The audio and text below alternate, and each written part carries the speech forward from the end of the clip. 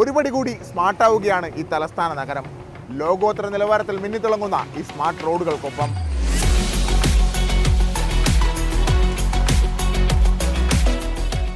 തിരുവനന്തപുരം നഗരത്തിൽ ആകെ 21.34 കിലോമീറ്ററിലായി 150 കോടിയോളം രൂപ ചെലവിട്ട് 12 സ്മാർട്ട് റോഡുകളാണ് നിർമ്മിച്ചിരിക്കുന്നത്. സ്മാർട്ട് സിറ്റിയുടെ ഭാഗമായി KRFB ആണ് റോഡ് നിർമ്മാണം പൂർത്തീകരിച്ചിരിക്കുന്നത്. പൊതുവെ പുതിയ റോഡുകളുടെ ഉദ്ഘാടന ദിവസം തന്നെ സജീവമായ ചർച്ചയിലേക്ക് വരുന്ന ആശങ്കയാണ് കുടിവെള്ള പ്രശ്നത്തിനൊക്കെ പരിഹാരം കാണുന്നതിന് വേണ്ടിയിട്ട് കുറച്ച് കഴിഞ്ഞാൽ ഈ റോഡുകളൊക്കെ കുത്തിപ്പൊളിക്കില്ല എന്ന്.